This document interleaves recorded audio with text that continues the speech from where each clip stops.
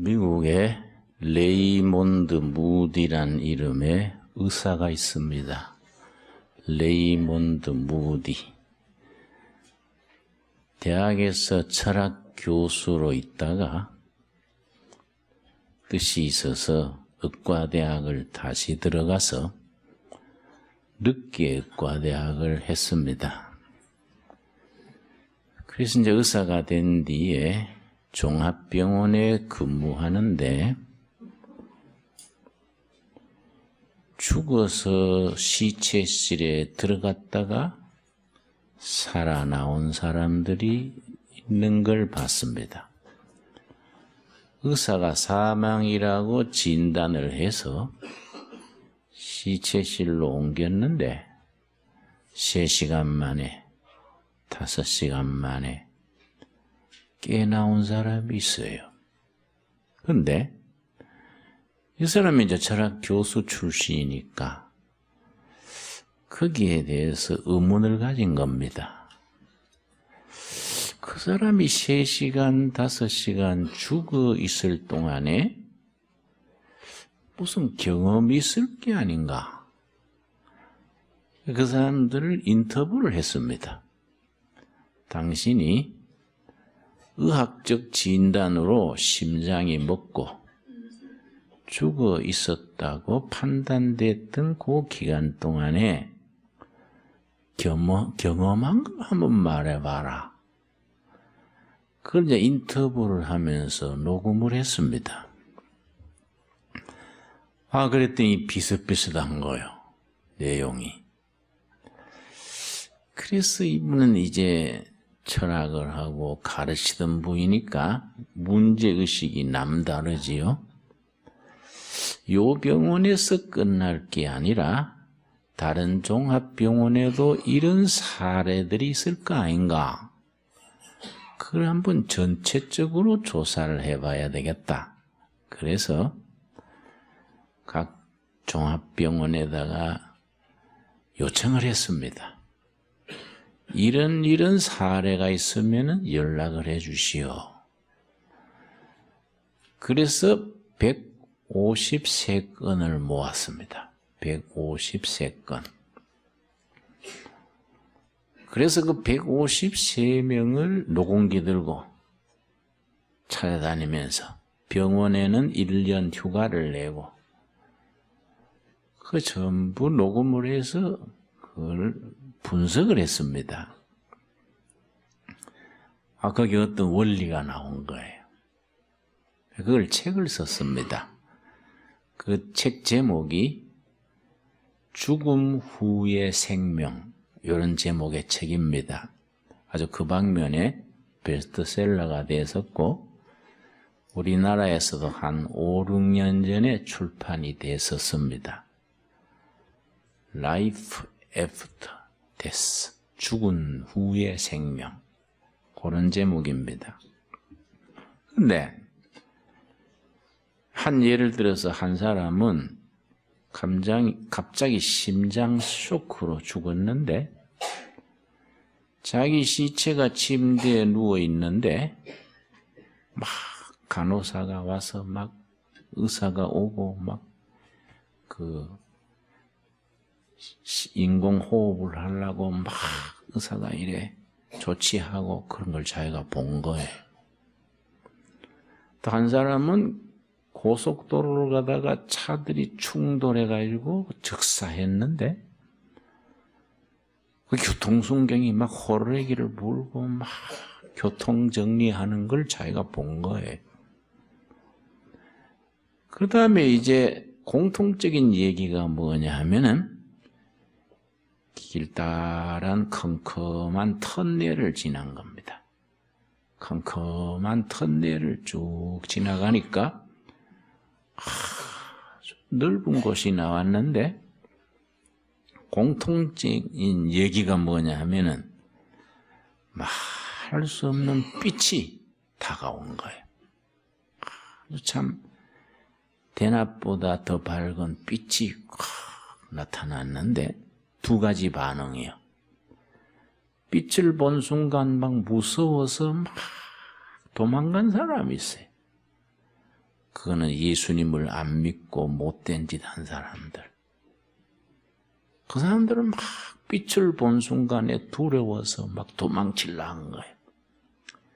또 한 종류는 그 빛을 본 순간에 그렇게 마음이 평화롭고 그렇게 기뻐서 빨리 다가가야지 빛을 향해서 막 달려간 거예요.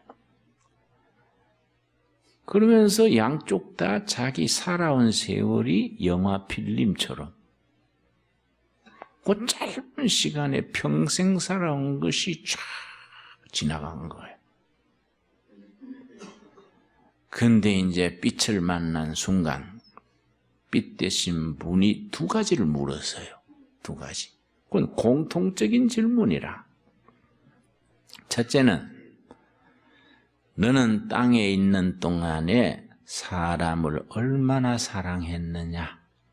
첫 번째 질문이에요. 사람을 얼마나 사랑했느냐? 두 번째 질문은 너는 땅에 있는 동안에 너에게 주어진 사명을 얼마나 감당했느냐? 이 두 가지 질문을 받은 겁니다. 이제 그런 과정을 거쳐서 깨어난 사람들이 얘기해요. 그래서 빛을 보고 도망갔던 사람도, 빛을 향해서 막 반갑게 달려갔던 사람도 깨어나고 난 뒤에 반응은 같아요. 세 가지요, 세 가지.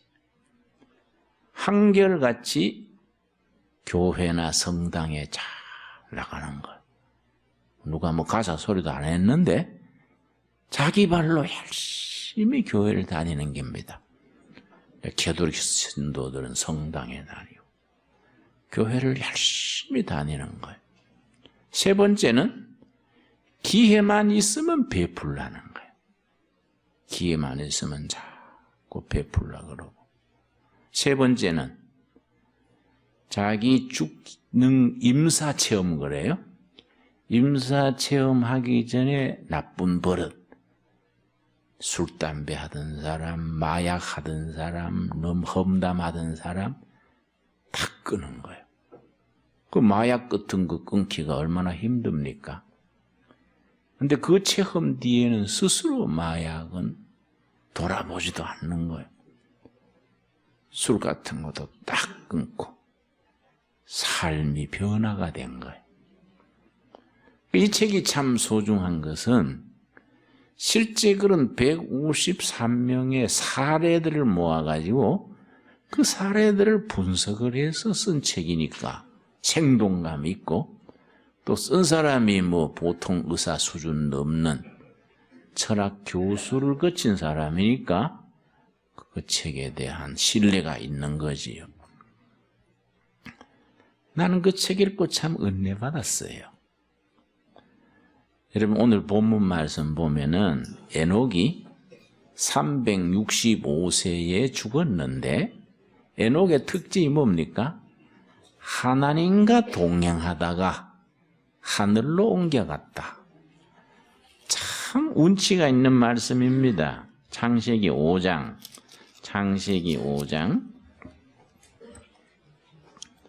24절 말씀 우리 한번 같이 읽겠습니다. 에녹이 하나님과 동행하더니 하나님이 그를 데려가심으로 세상에 있지 아니하였더라. 여러분 더도 말고 덜도 말고 우리가 이렇게 살다가 이렇게 천국 갑시다. 하나님과 동행하다가 천국 가는 겁니다. 여기에 너무 미련될 거 없어요. 여기서 하나님과 동행하면서 살다가 좀 가난하면 어떻습니까? 가난한 것은 불편한 것이지 뭐 못난 것도 아니고 인격 문제도 아니고 가난하다고 실패한 인생도 아닙니다. 가난해서 나쁜 건 좀 불편해요. 그러나 가난해도 하나님과 동행하면은 부자가 되지요. 아무리 뭐 잘난 척하고 떵떵거리고 살아도 그 영혼이 망가지면 그건 뭐 초라한 인생이지요. 우리가 에녹처럼 하나님과 동행하다가 천국으로 그냥 이 방에서 저 방 옮기듯이, 새방 살다가 고아주택으로 옮기듯이 그렇게 옮겨갈 수 있는 우리가 되기를 바랍니다. 그래서 인생에 꼭 해야 될 기도가 3가지 있는데요. 어릴 때는 좋은 배우자 만나게 해달라고 기도해야 됩니다. 좋은 남편, 좋은 아내 만나게 해달라고 기도해야 돼요. 여러분, 자녀들 중에 미혼이 있으면 기도를 시켜야 됩니다. 2번째는 좋은 직업 달라고 기도해야 됩니다. 자기한테 맞는 직업, 자기가 좋아하는 일을 좋아하는 사람들과 같이 하다가 천국 가면 축복 중에 축복이요. 자기가 좋아하는 일, 하고 싶은 일을 좋은 사람들하고 같이 하다가 천국 가는 것이 축복 중에 축복이지요. 좋은 직업 달라고 기도해야 됩니다. 나이 들면은 잘 죽게 해달라고 기도해야 됩니다. 괜히 병원에서 온갖 주사 맞다가 나중에 주사바늘 찌를 때도 없어가지고 그래 안 죽어야 되지요. 그냥 밤에 잠자러 갔는데 아침에 안 일어나서 보니까 밤사이에 하늘 날아갔어요. 얼마나 멋집니까? 응? 그렇게 잘 죽도록 기도해야 돼요. 그래서 이 땅에서 천국으로 옮겨지는 겁니다. 그런데 우리 신앙인들이 반드시 가져야 될 확신이 있습니다. 하늘이 무너지고 땅이 꺼져도 이거다! 딱 잡고 나갈 확신이 있는데, 내가 예수를 믿음으로 구원받았다는 확신. 둘째, 지금 죽어도 천국 간다는 확신. 확신이 있지요? 그래서 저는요, 죽는 것에 대해서 참 저는 좋게 생각합니다. 저는 우리 형님이요, 정신분열증으로 10년 고생하다가 간경화증으로 피를 토하면서 죽었는데, 우리 형님이 죽는 모습에 너무너무 은혜 받았어요. 나는 그 형님이 마지막 임종하는 모습이 내 마음에 아주 그림처럼 딱 박혀 있어서 참 죽는다는 건 좋다. 아주 입력이 돼 있습니다. 군에 갔다 와서 정신분열증으로 고생했는데요. 가족들도 얼마나 고생하겠습니까? 결국 간경화증으로 어느 날 죽는데 아침에 세수하다가 피를 토하더라고요. 세수대에 가득히 피를 토하고 죽기 10분 전에 얼굴이 천사같이 변했습니다. 나는요, 사람의 얼굴에 그렇게 빛이 난다는 건 상상을 못했지요. 얼굴이 천사처럼 빛나면서 기쁨 충만, 은혜 충만, 온 얼굴에 기쁨이 넘쳐서 동생들, 나 오늘 예수님 나라 간다. 동생들 날 위해 수고해줘서 고마워. 내가 땅에서는 동생들 신세를 못 갚아도 예수님 나라 가서 예수님께 동생들 뒤봐달라고 부탁할게. 이라고 싹 웃으면서 죽었는데요. 너무너무 은혜 받았어요. 10년 동안 형님 정신병 뒷바라지 하면서 마음에 원망하고, 우리 형은 막 어떻게, 내 동생이 그랬어요. 3살 아래 동생이, 형, 우리 큰형은 자살도 안 할까? 자살해서 끝내면 좋을 텐데.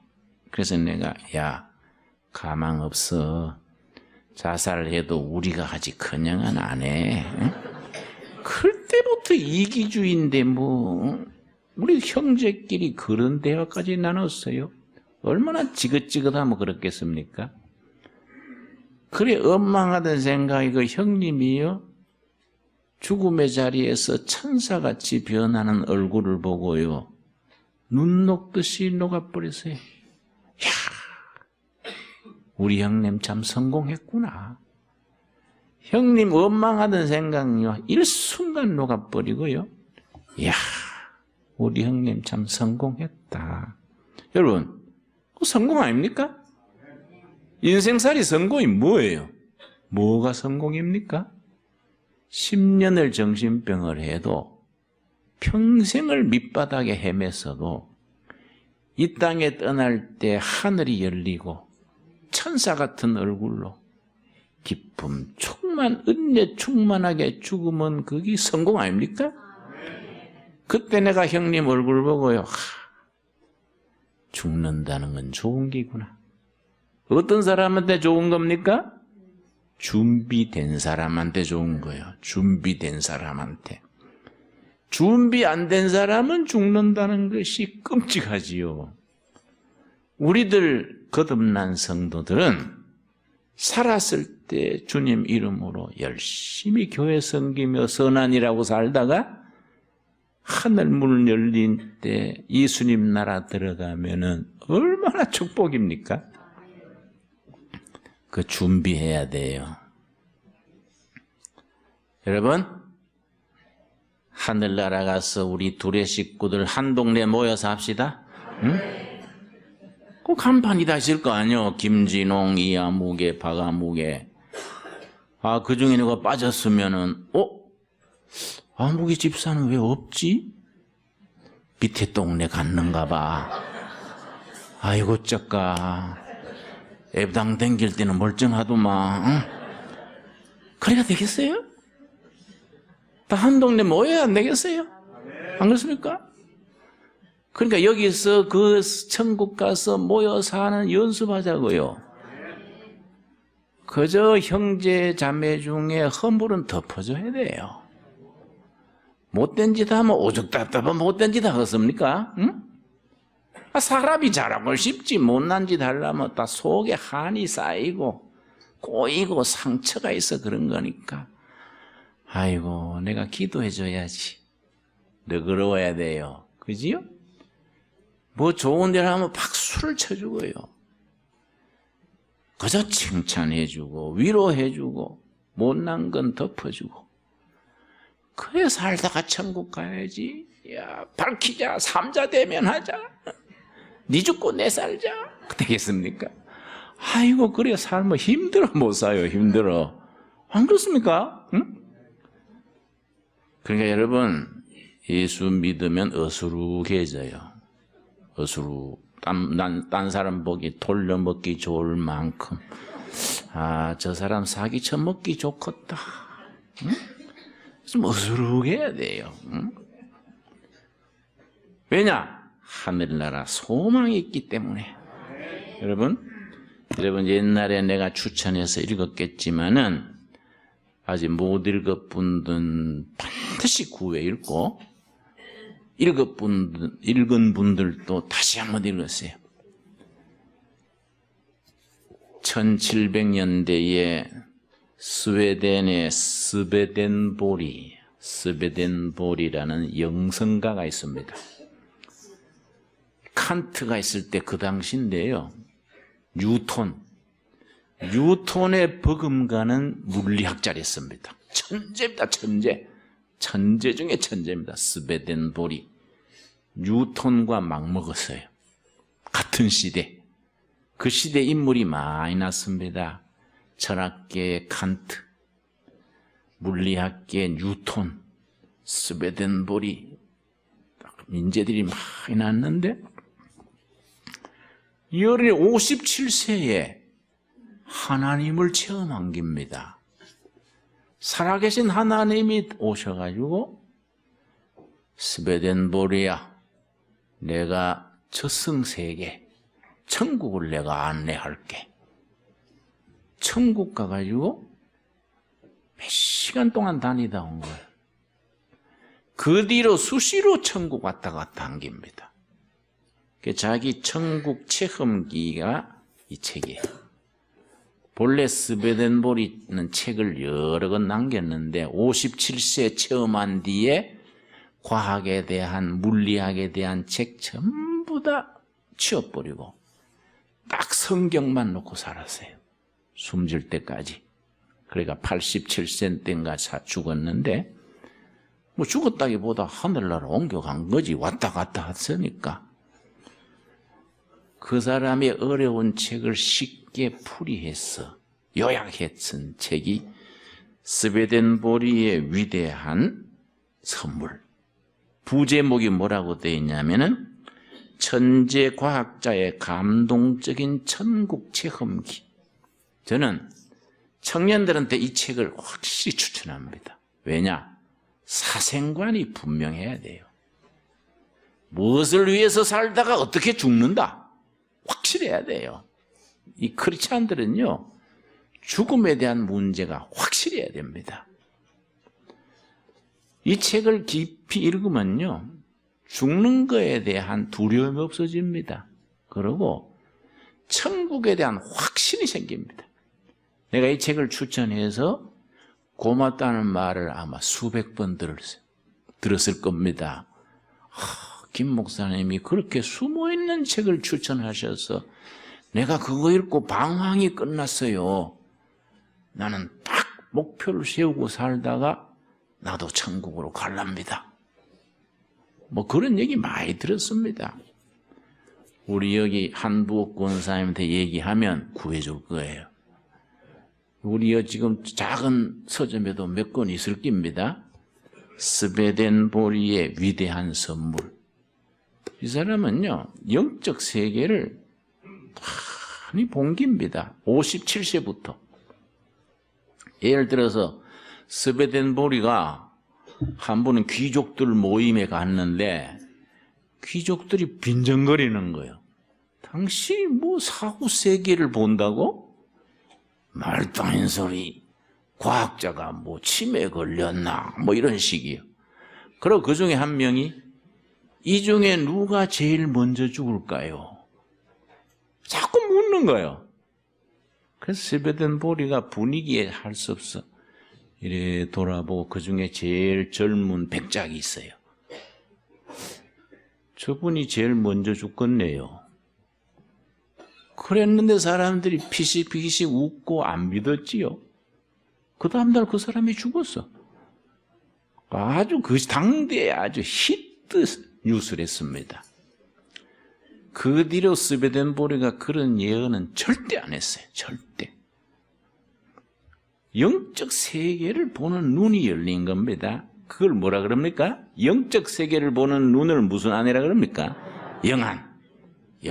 영안이 열린 거, 영안이. 응? 아주 소중한 책입니다. 특별히 초신자들은 이런 책을 봐야 돼요. 이런 책을 보는 것을 영성 수련에서는 거룩한 독서라 그래요. 라틴 말로 렉시오 디비나. 거룩한 독서. 성경이 거룩한 독서의 기본이지만은 더하기 이런 책을 읽는 겁니다. 가장 요긴한 책.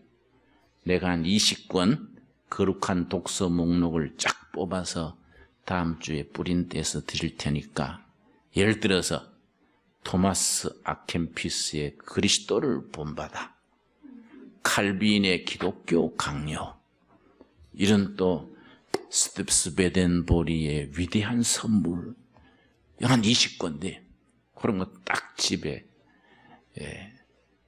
마련해놓고 수시로 읽어야 돼. 그게 거룩한 독서예요. 우리 영적으로 자꾸 자라야 되는 거예요. 여러분, 우리 빌립보서 1장 20절에 뭐라 그랬습니까? 한 절 읽고 말씀을 마칩시다. 빌립보 1장 20절. 여러분, 우리 죽음에 대해서 준비가 돼야 된다. 내 말씀 이해하지요? 이 준비가 돼야 살아는 것을 멋있게 살 수 있는 거예요. 죽을 준비가 돼야 사는 것이 제대로 사는 겁니다.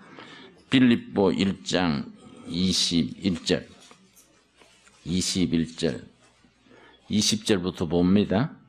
나의 간절한 기대와 소망을 따라 아무 일에든지 부끄러워하지 아니하고 조금도 전과 같이 온전히 담대하여, 그 다음 같이 읽겠습니다. 살든지 죽든지 내 몸에서 그리스도가 존귀하게 되려 하려 하나니. 21절이 요점이지요. 같이 읽읍시다. 이는 내게 사는 것이 그리스도니 죽는 것도 유익함이라. 우리들 크리스찬들은 죽는 게 나쁜 게 아니다. 야. 죽는 게 좋다. 야. 그런데 그렇다고 미리 땡겨 죽을 수는 없잖아요. 응? 천당이 아무리 좋다 해도 땡겨 갈 수는 없는 거라고. 그죠? 살아있는 동안에는 하나님께 영광 돌리고 살자예요. 세상에 뭐 소소한 거 뭐 다 덮어버리고, 아따 예수 믿는 동네 말 많기 시작하면요, 아이고 끝이 없어요. 대책 없어요. 이런 거 다 둬버리고 사는 것도 죽는 것도 하나님을 위하여 천국 소망을 바라보고 그 마음으로 우리가 새로워지기를 바랍니다. 예.